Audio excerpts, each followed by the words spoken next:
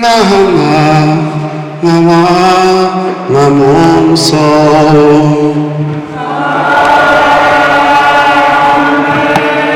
Ka amara nke Onyenwe anyị Jesu Kristi na ịhụnanya nke Chukwu na mmekọrịta nke Mmụọ Nsọ dịrị unu niile. Onye kere ya wee mee ya ife ọ bụ na onye ọ bụ eri afọ ole ọ masịrị Chukwu na ọ ga-anọ. Onye ọ masịkwazịrị ịkpọlụ ya n'etiti anyị. Chukwu ya nwanyere anyị nri anyị ya nwa ka ọ masịkwara iwere elu. Ebe ọ masịrị ya ọ masịkwazịrị anyị. Anyị na ya Chukwu ka onye ezumike ebere na alaeze ya, mee nwunye ya na ụmụ ya ndị ọnwụ ya metụtara directly, ụmụnne ya, ndị ọgọ, ndị enyi, ndị ikwu na ibe, ndị ya na ya nọkọrọ ọnụ, many of them nọ Cameroon. Anyị na-ayọ ka Chineke kasị ha niile obi, ọ kasị nwunye ya na ụmụ ya, ka ebe nna ha kwụsịrị ka ha malite wee rụrụ ọrụ n'ụwa na-aga. Ka Chukwu site n'ọnwụ na aja nke nna ha chụrụ gọzie ezinụlọ ya, chekwaba ha, na-edu ha ma gọzie ha. Ka Chineke ji ike niile mere anyị ebere, gbaghara anyị njọ anyị ga, duru anyị na ndụ ebighị ebi.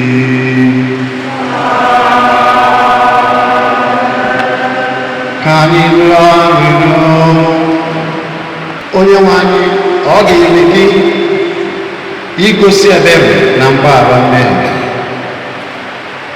Anyị ji obi umeala na-arịọ maka mkpụrụ obi odibo gị Joseph Ikechukwu Ikegwuọnụ, onye isi n'ụwa nke akpọrọ. A hapụkwara ya n'agụụ n'iru, echefukwana ya ebere, ma tie iwu ka ndị mmụọ ozi gị nara ya dubata ya n'ụlọ anyị nke dị na Paradaịs, ebe ọ tụkwasịra nchekwube ya niile na gị. Biko ekwena ka ọ nwata ụfụ nke ọkụ mmụọ, ma kpọbata ya na nri nke dị ebere n'eluigwe. Ayọ nke a site na dị nwe anyị Jesu Kristi nwa gị, onye gị na ya dị ndụ na-achị ịdịkọ n'otu nke Mmụọ Nsọ Chukwu site n'ụwa tụwa niile.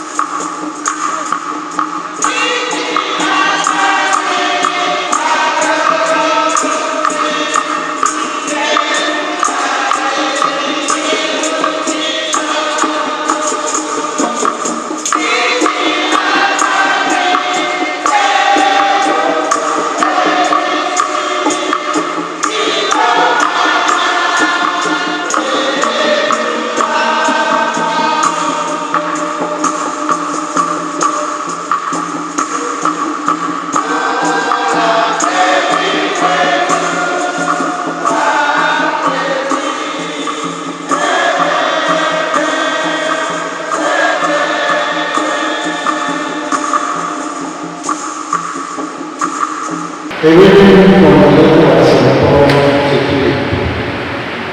For us, our homeland is in heaven, and from heaven comes the Savior we are waiting for, the Lord Jesus Christ, and he will transform these wretched bodies of ours into copies of his glorious body. He will do that by the same power with which he can subdue the whole universe. The word of the Lord.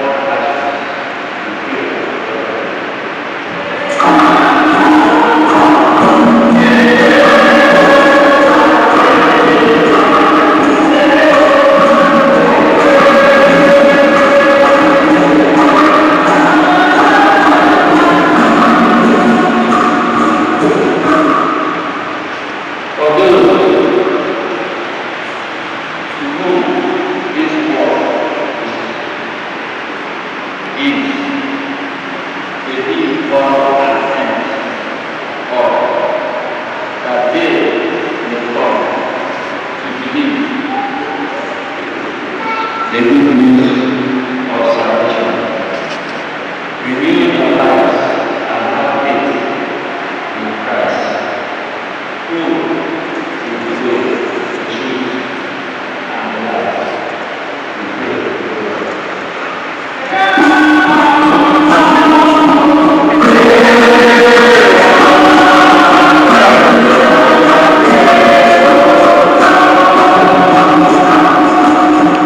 For those who have departed from this life, that our Lord Jesus Christ, to whom it belongs to have mercy and to spare, may forgive their sins and welcome them into His kingdom of peace and glory. We pray.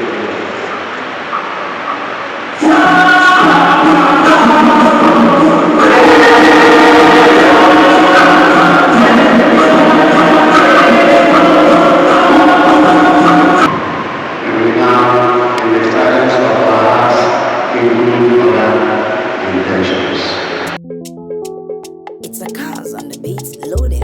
More music on trendybeats.com. Kedu ihe m ga-enye gị ihe ọka ume ọma mma mma zuru arụ ume? Kedu ihe m ga-emere Chineke odogbuna n'isi ime? Ọ bụ onye ga-akọ mmeso ọma Chineke, abụ ọma ka iji bịa n'iru gị Chineke m, abụ otuto ka iji bịa n'iru gị. Nwana ya eze Soro m na-eto ya, na-eto ya, ọ dị mma. imoni Soro m tobe ya, ọ dị mma. Ndị nke Chineke ayeyeyeye aga m akọ ihe Chukwu mere m n'ụwa, n'ịhụnanya Chineke karịsịa. Soro m too Chukwu mgbe niile m kpọkuru gị, ị na-aza m elere anya n'azụ. N'ime mkpa m ka m kpọkuru gị, ọkwa ịzara m. o Chineke Onye dịka gị, o Chineke, onye dịka gị, aṅụlụ aṅụlụ ndụ ma onye dịka gị, o Chineke, onye dịka gị, ebulite ụzọ atụba onye dịka gị, eze ndị eze onye dịka gị, aṅụlụ aṅụlụ ndụ onye dịka gị, o Chineke, onye dịka gị, amama amasị amasị onye dịka gị, o Chineke, onye dịka gị, o. rọpụtara onwe unu Chukwu na onye unu ga na-efe mụ na ezinụlọ m anyị ga-efe Chukwu ọkaka kebi n'igwe na mmalite na ọgwụgwụ alfa na omega naanị gị ka anyị ga-efe anọkwana n'obi abụọ anọkwana n'iri uju kpebiere onwe gị taa bara onye ehihie ga-efe mụ na onwe m Jehova ka m ga-efe, oke osisi na-enye ndụ, oke osisi na-enye ọbara ndụ nkịta okwu juru n'ọnụ ya. ọgaranya ngada Naanị ya ka m ga-efe, ọkaka kebi n'igwe, ọkaka nke bi n'igwe malite n'ọgụ, mmalite n'ọgwụ ugwu Alfa na Omega. ọgaranya ngada Naanị ya ka m ga-efe, mụ na onwe m Jehova ka m ga-efe, oke osisi na-enye ndụ, oke osisi na-enye ọbara ndụ nkịta okwu juru n'ọnụ ya. Naanị ya ka m ga-efe, ọkaka kebi n'igwe, ọkaka me malite n'ọgụ, mmalite n'ọgwụ ugwu Alfa na Omega. Naanị ya ka m ga-efe. Imama ya, imama ya, imama ya dị ebube. Imama Jizọs, imama ya dị ebube.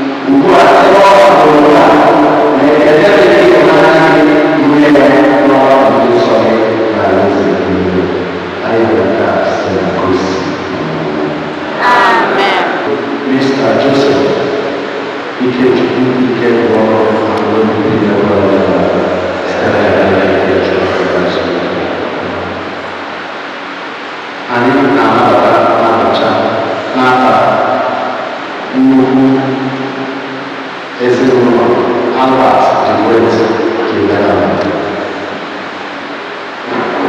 Now, I need to get you. When you tell me, can you take a school? I must have to go to change your mind and come here. You must also be the moon catch better. You are instead of this. I need to have a marriage catalyst. Let all of the world. I Vice President Chairman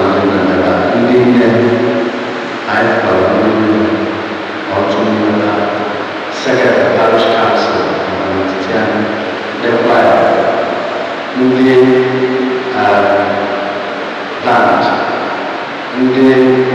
BK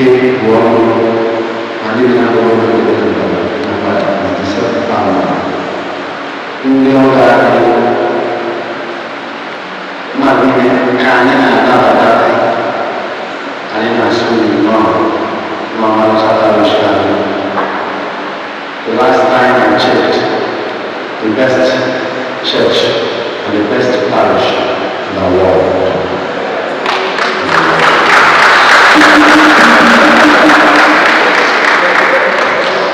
At least,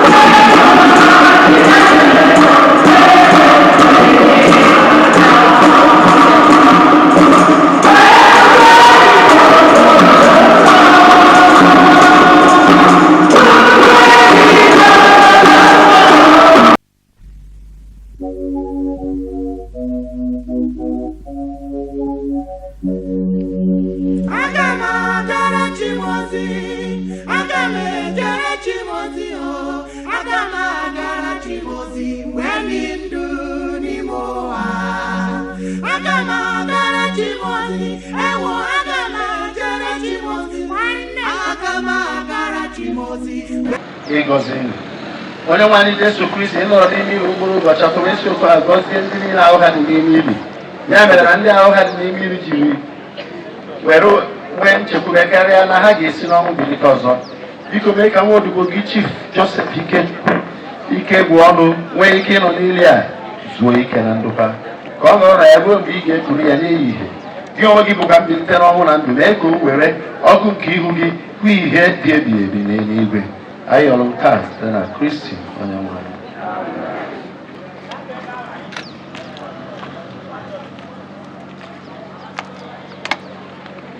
Onye nwe anyị, ebe ọ masịrị gị ịkpọrọkwa nwanne anyị na papa anyị, anyị na-adọnye ahụ ya n'ala ka ọ laghachi ebe o si wee pụta.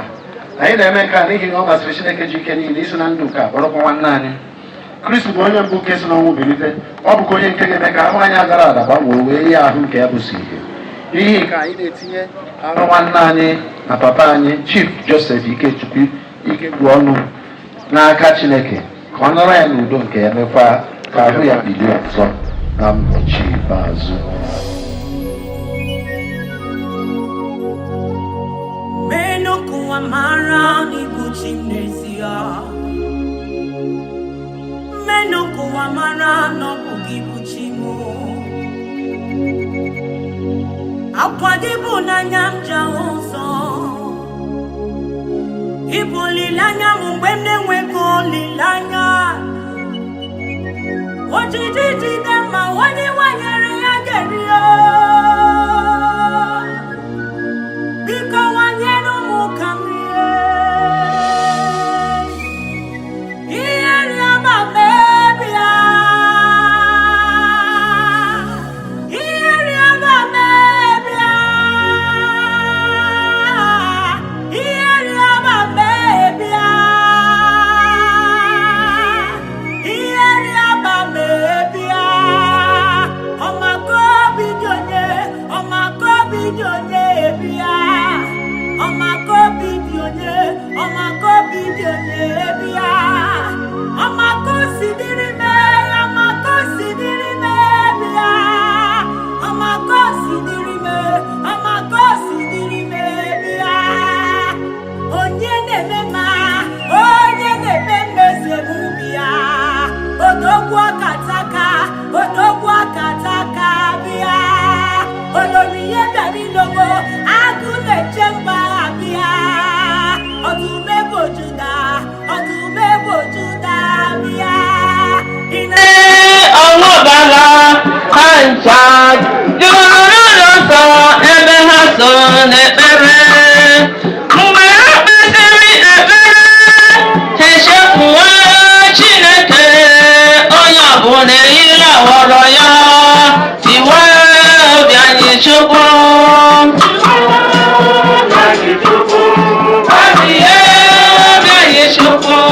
Alaeze gị na-agba ya go, mana obi anyị esika. Tiwana obi anyị Chukwu, gbarie obi anyị Chukwu. Alaeze gị na-agba ya go, mana obi anyị esika. Ịbata n'ụwa n'ụlọ nsọ, otu dị iche iche jụrụ ya, mana ha na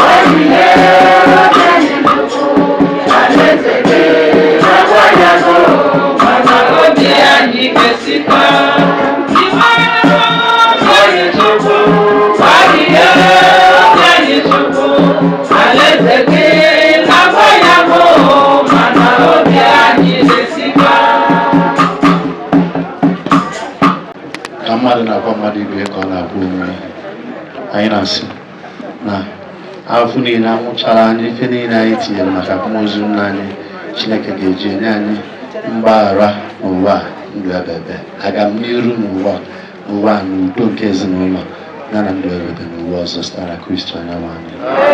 Anyị agbaba na nchedo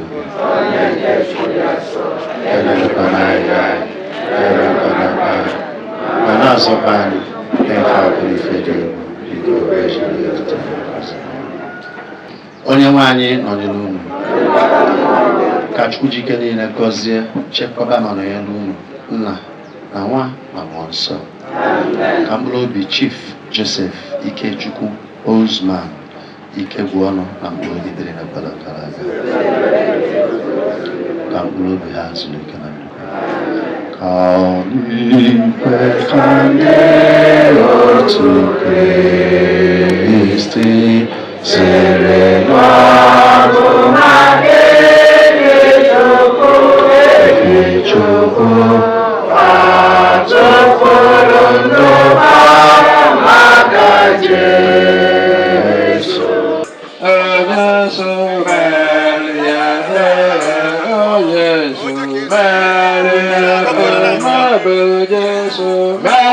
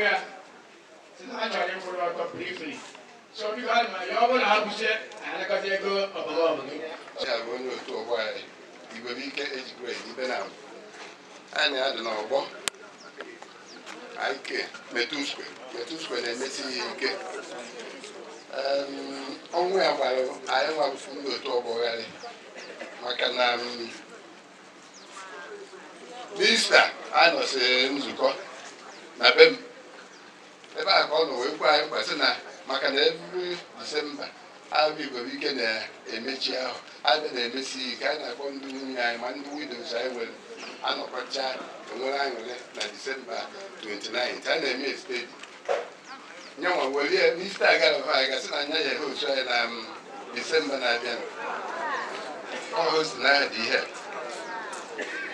mmadụ siri ike gbakpa oge na data Disemba gara aga ka Mike Teno mere dị oke asọpụziri ọra ndị nya ka onye ọbụla tụkwasara anya na nya ka anyị emechi ma n'otu maka ime n'otu ọgba anyị nya ka si ike gbakpọ ịbata ebe a o nwere ha na-abụ ebe egoro nwa nwoke azụ ịbata ọnụ ya arụ ọrụ n'iro na-ezi ebe ọ na-arụ n'ime ụlọ ọha ezu igwe ha n'ofu ebe ọtụtụ ha nke ọ kwadobara gbago buru nke tua very strong n'oge a nụsịrị na ihe dị ntụ eme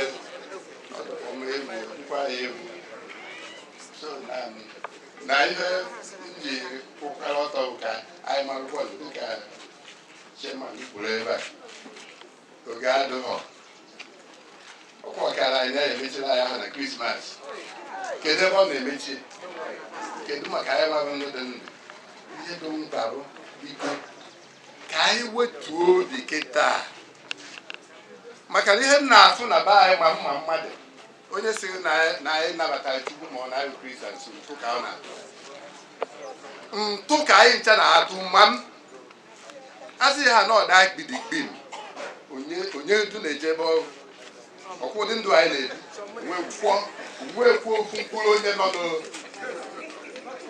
anyị gba akwụkwọ n'ụgbọ ụfọdụ ekwepụghị bikọs mfu ihe anyị na-eme mmekwa ndị na-asị ma mfu ihe anyị na-eme onwe ka o si gosi na anyị kwere na Chukwu dị ma ọ bụ na anyị nụrụ ihe ahụ Chineke kụziri ihe ahụ Kraịst gwara anyị etu anyị kwesịrị ịdụnụ